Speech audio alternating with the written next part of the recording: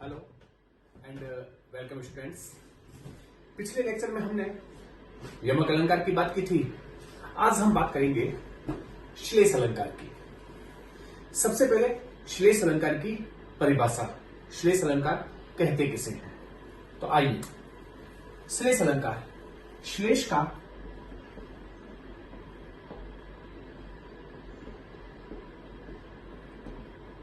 शाब्दिक अर्थ होता है चिपकना। श्लेष का शाब्दिक अर्थ होता है चिपकना।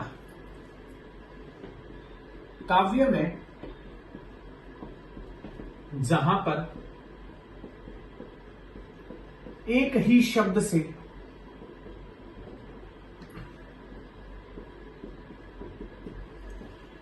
अनेक अर्थ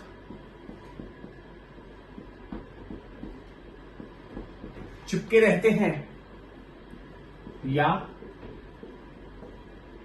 एक ही शब्द से अनेक अर्थ प्रकट होते हैं, तो वहां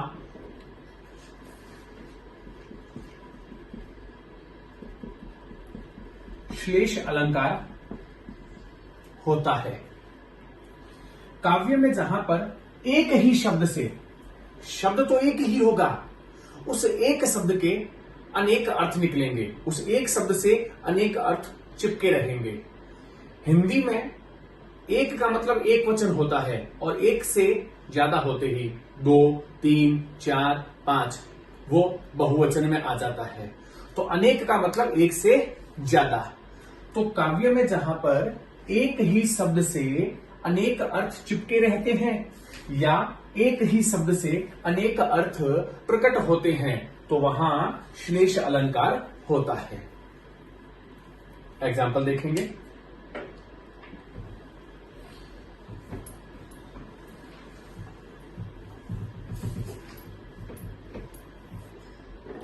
जैसे सुबरन को ढूंढत फिरे कवि कामी अरुचोर। सुबरन को ढूंढत फिरे कवि कामी अरुचोर। अब यहां पर इस सुबरन शब्द के 3 अर्थ प्रकट हो जाएंगे। अगर सुबरन शब्द का अर्थ कवि के लिए लें तो कवि हमेशा किसको ढूंढता फिरता है? सुबरन। सुबरन का मतलब सुवर्ण, अच्छे अच्छे सुंदर सुंदर वर्ण, सुंदर सुंदर अक्षर। अगर कामी व्यक्ति के लिए लें जिसके अंदर काम वासना की भावना होती है, अगर कामी व्यक्ति के लिए सुबरन शब्द का अर्थ लें तो कामी व्यक्ति किसको ढूंढता फिरता है? सुबरन। सुबरन मतलब गौरवर्ण, गोरा रंग। कामी व्यक्ति जिसके मन में काम वासना होती है वह हमेशा गौरवर्ण, गोरे रंग के पीछे दौड़ता है। और अगर बात करें चोर की, चोर किसको ढूंढता फिरता है? सुबरन। सुबरन का मतलब क्या हो जाएगा? सोना। तो चोर किसको ढूंढता फिरता है? सोने को। तो यहां पर शब्द तो एक ही है, सुबरन। उस सुबरन शब्द के 3 अर्थ प्रकट हो गए। कवि व्यक्ति के लिए सुबरन शब्द का मतलब हो गया सुवर्ण, अच्छे अच्छे अक्षर। कामी व्यक्ति के लिए जिसके मन में काम वासना होती है उसके लिए सुबरन शब्द का अर्थ हो गया गौरवर्ण, मतलब गोरा रंग। और चोर के लिए सुबरन शब्द का अर्थ हो गया सोना। तो पेपर में अगर यह एग्जाम्पल आए और आपसे पूछा जाए कि इसमें कौन सा अलंकार है, वह क्यों है, तो इसमें श्लेष अलंकार है। क्यों है? क्योंकि यहां पर इस सुबरन शब्द के 3 अर्थ प्रकट हो रहे हैं। 1 सुवर्ण, अच्छे अच्छे अक्षर। नंबर 2 गौरवर्ण, गोरा रंग। और सोना। एक एग्जाम्पल और देखेंगे।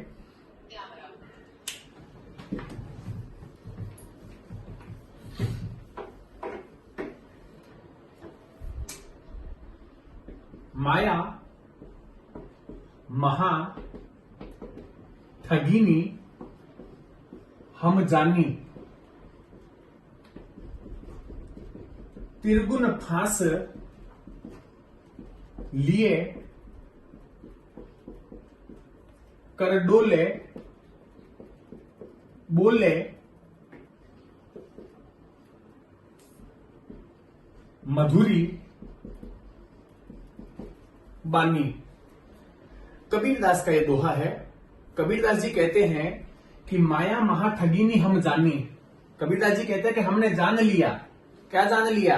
कि यह जो माया है वो महा ठगिनी है। त्रिगुण फांस लिए कर डोले, बोले मधुरी बानी। यह माया अपने हाथ में त्रिगुण फांस लिए डोले। त्रिगुण देखिए, अब यहां पर त्रिगुण शब्द एक ही है, दो अर्थ प्रकट होंगे। कैसे? देखिए, त्रिगुण, पहले त्रिगुण का अर्थ लें तो त्रिगुण। हिंदी में 3 गुण होते हैं।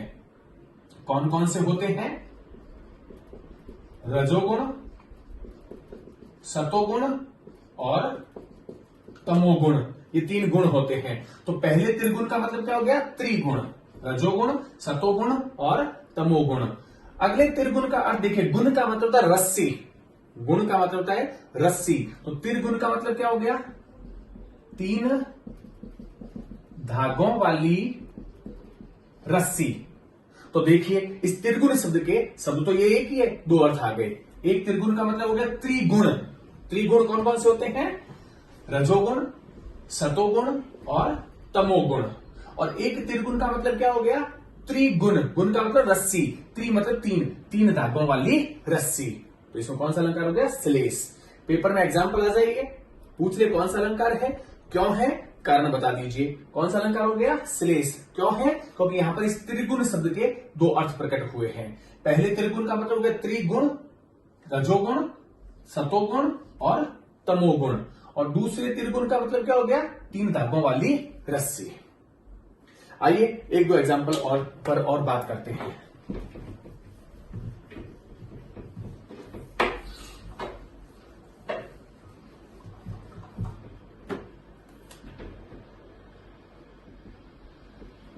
हलधर के प्रिय है सदा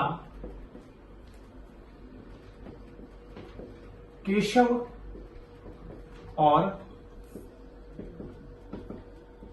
किसान। हलधर के प्रिय है सदा केशव और किसान। हलधर, हल को धारण करने वाले के भगवान श्री कृष्ण और किसान हमेशा क्या होते हैं? प्रिय होते हैं। अब यहां पर इस हलधर शब्द के 2 अर्थ प्रकट हो जाएंगे। अगर हलधर शब्द का अर्थ केशव भगवान श्री कृष्ण के लिए लें तो हल को धारण करने वाला कौन हो गया? बलराम, भगवान श्री कृष्ण का भाई। अगर हलधर शब्द का अर्थ किसान के लिए लें तो हल को धारण करने वाला कौन हो गया? बैल। तो हलधर एक ही शब्द है, 2 अर्थ प्रकट हो गए। कौन कौन से? भगवान श्री कृष्ण के लिए हलधर का मतलब हो जाएगा बलराम, और किसान के लिए हलधर का मतलब क्या हो जाएगा? बैल। एक एग्जाम्पल और देखते हैं।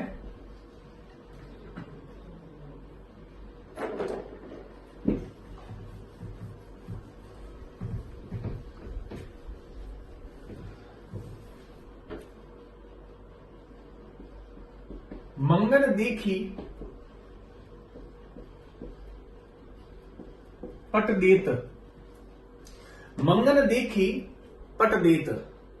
इस संसार में 2 प्रवृत्तियों वाली औरतें होती है, एक दयालु प्रवृत्ति की और एक कंजूस प्रवृत्ति की। तो जो दयालु प्रवृत्ति की औरत होती है वह तो मंगन, मंगन का मतलब होता है भिखारी।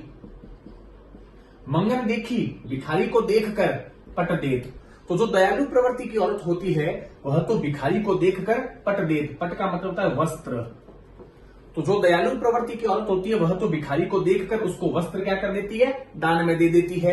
लेकिन जो कंजूस प्रवृत्ति की औरत होती है वह मंगन देखी पट देत, भिखारी को देखकर पट देत। पट देत का मतलब दरवाजा या कपाट क्या कर लेती है? बंद कर लेती है। तो यहां पर शब्द तो एक ही है, कौन सा? पट देत। तो इसके 2 अर्थ आ गए। एक पट का मतलब क्या हो गया? वस्त्र, और एक पट का मतलब कपाट। बात करेंगे श्लेष के भेदों की। बताना जरूरी इसलिए है क्योंकि श्लेष के जो 2 भाग होते हैं, एक होता है सभंग श्लेष और एक होता है अभंग श्लेष। तो सभंग श्लेष का उदाहरण हमारी पुस्तक में दिया हुआ है, देखिए।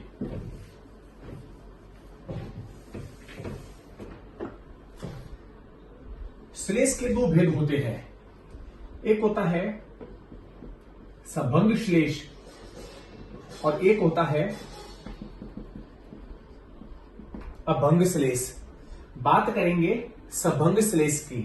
स प्लस भंग, स उपसर्ग साथ काट देता है और भंग का मतलब होता है टूटना, टूटने के साथ।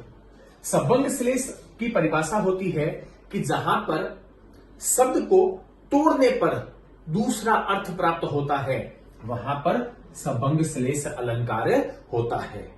पहली बार बिना तोड़े ही शब्द का अर्थ प्राप्त होगा, लेकिन दूसरा अर्थ लेने के लिए हमें उस शब्द को तोड़ना पड़ेगा। जब तक हम उस शब्द को तोड़ेंगे नहीं तब तक हमें उसका दूसरा अर्थ प्राप्त नहीं होगा। जैसे उदाहरण देखिए,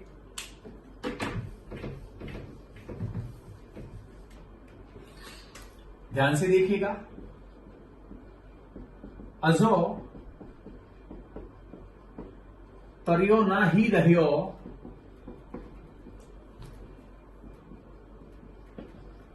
श्रुति सेवत एक रंग नाक बास बेसरी लहयो बसी मुकुतन के संग। अजो तरियो ना ही रह्यो श्रुति सेवत एक रंग नाक बास बेसरी लहयो बसी मुकुतन के संग। यह हमारी सृजन की पुस्तक के पद्य भाग के बिहारी का दोहा है। जरा ध्यान से समझिएगा, इस दोहे को भी समझ लीजिए और इसमें सभंग और अभंग दोनों ही आ जाएंगे। देखिए, अजो, अजो का मतलब होता है अभी तक। तरियो ना कान का आभूषण। अब इसका दूसरा अर्थ लेने के लिए हमें इस शब्द को तोड़ना पड़ेगा।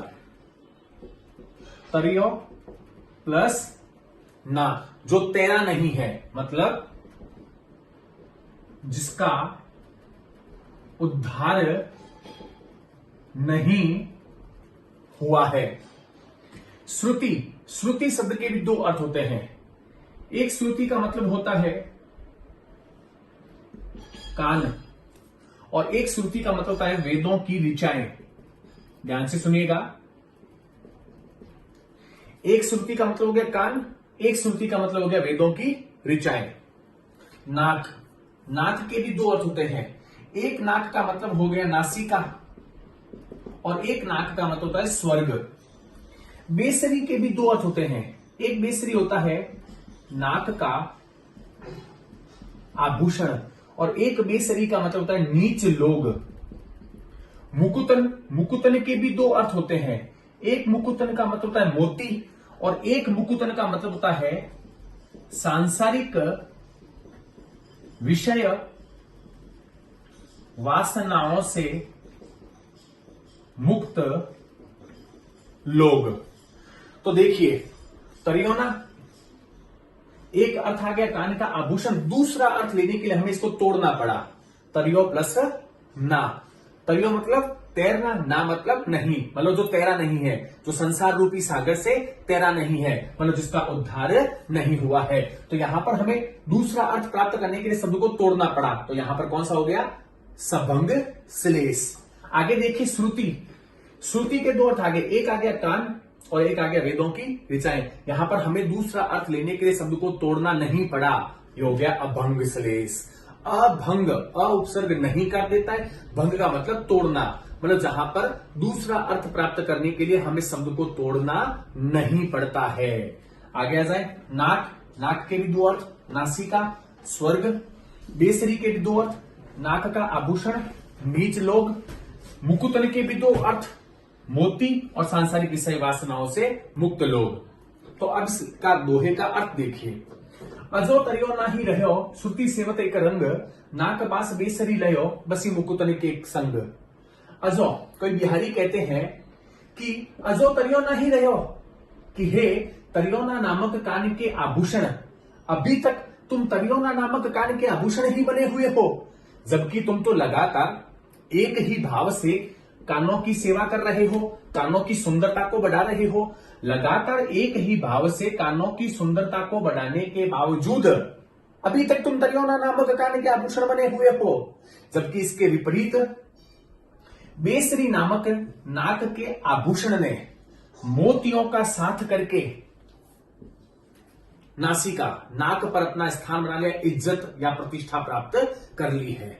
अब इसका दूसरा अर्थ, श्लेष अर्थ, सांसारिक प्राणी के अर्थ में, तो कोई बिहारी सांसारिक प्राणी को संबोधित करते ही कहते हैं, क्या कहते हैं कि अजो तरियोना ही रहे श्रुति सेवत एक रंग, कि हे सांसारिक प्राणी, अजो तरियोना, अभी तक तुम्हारा तरियोना, अभी तक तुम इस संसार रूपी सागर से तैरे नहीं हो, अभी तक तुम्हारा उद्धार नहीं हुआ है, जबकि तुम तो लगातार एक ही भाव से वेदों की ऋचाओं का पठन पाठन करते रहे हो, लगातार एक ही भाव से वेदों की ऋचाओं का पठन पाठन करने के बावजूद अभी तक तुम्हारा उद्धार नहीं हुआ है, जबकि इसके विपरीत बेसरी नीच लोगों ने, मुकुतन सांसारिक विषय वासनाओं से मुक्त लोगों का साथ करके क्या कर लिया है, नाक स्वर्ग में अपना स्थान बना लिया है। तो यहां पर हमने देखा कि दूसरा अर्थ प्राप्त करने के लिए शब्द को तोड़ना पड़ा, तो यहां पर हो गया सबंग श्लेष, और यहां पर हमें शब्द को तोड़ना नहीं पड़ा, इसलिए हो गया अभंग श्लेष। तो आज मैंने आपको श्लेष अलंकार की परिभाषा, उदाहरण, सबंग और अभंग श्लेष के बारे में बताया। कल मैं आपको या नेक्स्ट लेक्चर में मैं आपको आगे जरूर बताऊंगा। धन्यवाद।